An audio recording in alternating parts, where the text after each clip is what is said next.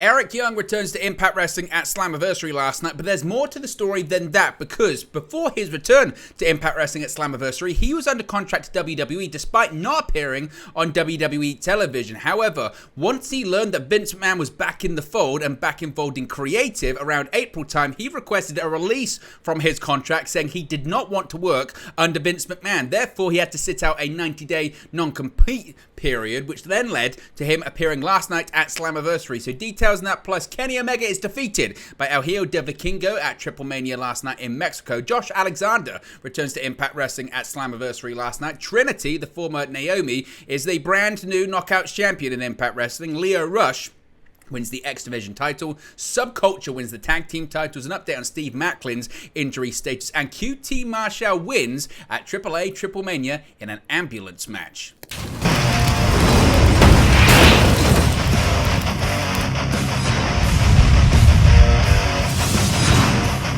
Hey guys, welcome back to Wrestling News 365. Hope everyone is doing very well. As always, there are plenty of news stories to get into in the world of Impact Wrestling, particularly after last night's Slammiversary pay-per-view, and it featured the return of Eric Young to the company. But as I mentioned during the intro, there's way more to this story than meets the eye.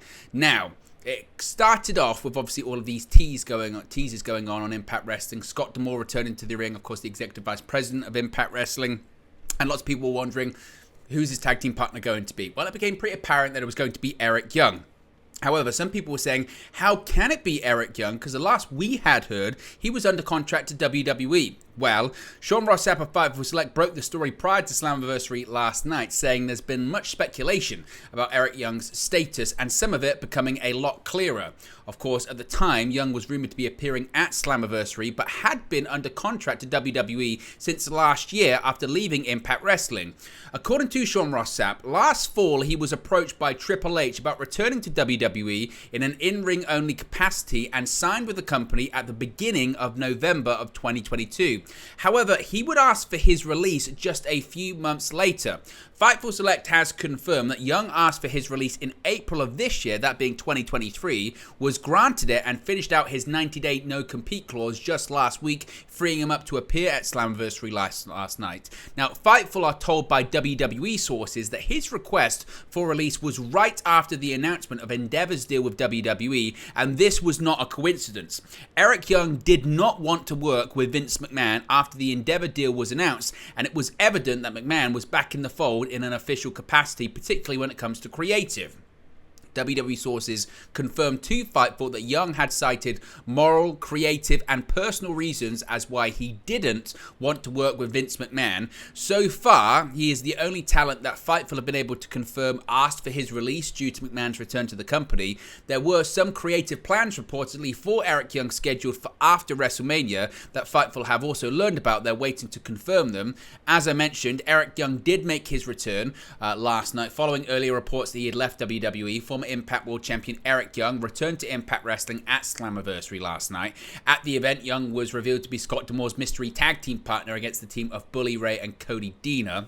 Young, alongside D'Amore, came out on top on his return to the promotion. Young's return came something as a shock for Deaner, who had previously stabbed Young to death on screen as a way to write Young off of Impact programming. Around the start of the year, as I mentioned, or actually late last year, Young had returned to WWE but never appeared on screen. He had previously been part of the WWE roster on NXT, where he was part of the Sanity stable. He was then called up to the main roster and nothing really happened. He became a job guy fairly quickly. Now, as I mentioned, the short-lived return to WWE for Young was reportedly cut short due to the return of Vince McMahon. Plans were in place for creative involvement for Eric Young's TV character after WrestleMania 39, but with McMahon's return to the company, particularly in a creative capacity, Young said no thank you and wanted out. So what are your thoughts on Eric Young saying I'm out of here as soon as he found out Vince McMahon was back, and what are your thoughts on his return last night? Let me know your thoughts in the comment section below about that. Now, last night wasn't only Slammiversary and AEW Collision, it was also Triple H's Triple Mania 31 Tijuana show. Now, in November of 2021, this goes back ages. In November of 2021, Kenny Omega, of course, took a break from professional wrestling to rehab a series of injuries that the former AEW World Champion had suffered, leading him to vacating the AAA Mega Championship and robbing AAA fans of a scheduled match between Kenny Omega and the young upstart El Hijo del Vikingo. Now, a little over a year year and a half later, the two landmark athletes finally competed for AAA's top prize. At last night's AAA Triple Mania Tijuana show, Vikingo defeated Kenny Omega to retain the AAA Mega Championship in the main event. Vikingo bested Omega with a 6:30 splash in just under 20 minutes, much to the delight of the Tijuana fans.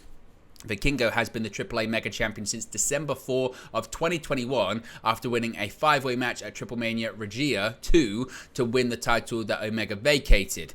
Omega earned a win over Vikingo on AEW Dynamite in March, setting up last night's main event. While Vikingo was successful, the actions of Kenny Omega's former mentor Don Callis led to a fan taking exception to the manager of Konosuke Takeshita. This is also a wild story. So, as I mentioned, the main event saw Kenny Omega and Don Callis continue their ongoing feud that we've seen on AEW programming. Now, at the post-show press conference, Callis' protege Konosuke Takeshita attacked the AEW star to continue their rivalry. Callis was present at the time too, and one fan, it's now being reported it might have been a photographer, saw it as an opportunity to attack the heel manager. The incident does not appear to be a work either. Brian Alvarez of the Wrestling Observer newsletter was present when it all went down, and he detailed the events afterwards. The journalist claimed that the attack took place while security was breaking up the exchange between Takeshita and Omega, and the attacker legitimately hurt Callis. Quote, everything was an angle up until that point, but then a fan who was apparently upset about what Don had said to Kenny jumped on from behind, ripped his suit, concussed his eardrum, and busted open his mouth while he was trying to choke out Don from behind, Alvarez said. Don was screaming profanities at the fan before he was pulled off and was said to be livid afterwards. According to the report, Callis' neck and ankle were both injured as a result of the attack. He was subsequently rushed to hospital in San Diego for urgent medical attention. As of this recording, neither Callis nor his representatives have provided an update on his condition. Furthermore, no details have been shared about his attacker or what happened to him afterwards. As I mentioned, it's been rumored it might have been a photographer that wasn't smartened up, but what a wild story. Let me know your thoughts about that also in the comment section below. Let's switch gears back to Slammiversary last night as well. Former Impact World Champion Josh Alexander is back, and he's aiming for the title that he never lost. Josh Alexander made his return to Impact Wrestling during Saturday's Impact pay-per-view Slammiversary. The former Impact World Champion came out while Alex Shelley was celebrating after he retained the Impact World title against Nick Aldis in the main event. As can be seen during the event, Alexander came out to confront the current champion, noting that he was back. It was in March of this year, March 24 to be specific, when Alexander, who was the longest reigning Impact World Champion in company history, had to relinquish the title due to a torn triceps. He had been the champion since April 23 of 2022. This past April at Rebellion, Steve Macklin defeated Kushida to win the vacated title and held it until June against all odds, where he lost it to Shelley. So where do you think this one is going next? And will Josh Alexander pick up the title, as I mentioned, that he never lost? Speaking of title changes, Trinity is the brand new Impact Knockouts World Champion. After a hard-fought match at Impact Wrestling Slammiversary, Trinity made Deonna Purrazzo tap out to win the Knockouts Championship. Purrazzo won the title 3 months ago at Impact's Rebellion pay-per-view, which came just a couple of weeks before Trinity's Impact debut.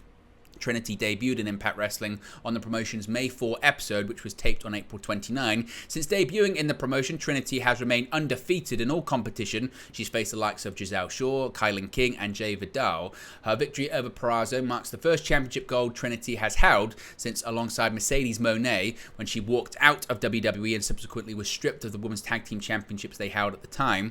Moné has also found championship success since departing WWE, having won the IWGP Women's Championship. She is currently out of action due to an injury, but was reportedly in attendance for Slammiversary last night in support of her friend Trinity, who of course is the brand new Knockouts champion.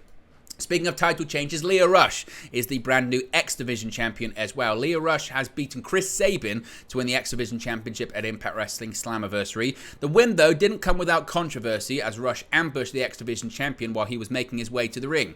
Despite kicking out of Rush's final hour, Sabin couldn't kick out of an encore performance of the move. As X Division champion, Leah Rush is now in the crosshairs of Kushida. Earlier on in the night, Kushida defeated Speedball Mike Bailey, Jonathan Gresham, Alan Angels, Kevin Knight, and Jake Something in an Ultimate X match to determine the #1 contender for the X Division Championship. The X Division Championship win marks the beginning of Rush's first title reign in Impact Wrestling and ended Sabin's 9th reign with the title at just 37 days. Of course, later on in the evening in the show's main event, Sabin's Motor City Machine Guns tag team partner Alex Shelley defended successfully the Impact World title against Nick Aldis. As I mentioned, wasn't the only title change as well. There was plenty of titles changing hands last night. One of them was the Impact World Tag Team Championships. One-time NXT UK Tag Team Champions Subculture, that being Flash Morgan Webster and Mark Andrews, picked up the win at Impact Wrestling Slammiversary to take home the Impact World Tag Team Championships. Subculture won the titles in a four-way match that included former champions Ace Austin and Chris Bay, in addition to the team of Moose and Brian Myers, as well as Sami Callihan and Rich Swann. The match came to an end when Andrews hit Myers with a shooting star press to pick up the victory. This marks Subculture's second set of bouts at the moment, as the pair just won the Rev Pro Undisputed British Tag Team Championships last week as well. Austin and Bay, or ABC of the Bullet Club, held the titles for nearly 5 months after having picked them up from the Motor City Machine Guns on an episode of Impact in March. They had also previously defeated Subculture at Impact's Under Siege event back in May. Now, one person who wasn't at Slammiversary last night was Steve Macklin, and we've got a bit of an update when it comes to his injury status right now. As reported last Saturday, Steve Macklin was obviously going to miss Impact Wrestling Slammiversary pay-per-view due to an injury. Now, Fightful Selector shared an update on his injury, saying that Macklin sustained a groin tear and won't be requiring surgery, though a return date is currently unknown. It was announced this past Monday on Busted Open Radio that Cody Deaner was going to be taking his place as Bully Ray's tag team partner in a special grudge match against Scott D'Amore, and obviously eventually it was none other than Eric Young, his tag team partner. Macklin is a former Impact World Champion. He held the promotion's prestigious title this year from April to June. He made his Impact Wrestling in-ring debut in June of 2021, and prior to going to Impact, Macklin was a former WWE superstar and Forgotten Sons member Steve Cutler. Slammiversary, as mentioned, was last night and featured several title changes, including that Knockouts Championship, X Division Championship, and Tag Team Championship as well. Finally, we spoke about Triple Mania. Well, QT Marshall might have been, along with Don Callis, the most hated person at the venue. After months of torment from QT Marshall, Pentagon Jr., also known as Penta El Zero Miedo, finally received an opportunity to get some payback. But despite his best efforts, the numbers game was too much for Pentagon to overcome, resulting in Marshall walking away with the victory. During AAA's Triple Mania event on Saturday, Pentagon and Marshall battled in the company's first ever ambulance match. This also marked Marshall's in-ring debut for AAA. Pentagon assumed early control of the matchup until the momentum soon took a drastic, rather bloody turn as Marshall nailed Pentagon with a chair and light tubes. Marshall then handcuffed Pentagon's hands together, but that soon backfired when Pentagon used the links to choke Marshall and subsequently free himself. As the action intensified, thumbtacks were introduced. After both men absorbed a bag full of tacks, Marshall led Pentagon towards the ambulance, attempting to throw him inside. Pentagon fought back and appeared to be inches away from victory until Marshall's QTV stablemate Aaron Solo arrived and smashed a light tube over Pentagon. This allowed Marshall to then hit a diamond cutter on Pentagon and toss him into the ambulance to secure the victory. So, what are your thoughts? Is QT Marshall about to become one of the biggest heels in AAA? But there you go, guys. This is the latest Impact Wrestling AEW AAA news for you. Be sure to smash a like on the like button. Be sure to subscribe, bottom right-hand corner. As always, let me know your thoughts in the comment section below, and I'll speak to you again very, very soon. Hey guys, thank you for watching, listening, streaming, or however you come across this video today. Be sure to click on the video on the right there to watch our next video, or click the bottom there to subscribe, or the bottom right hand corner. Thank you very much, and I'll speak to you again very soon.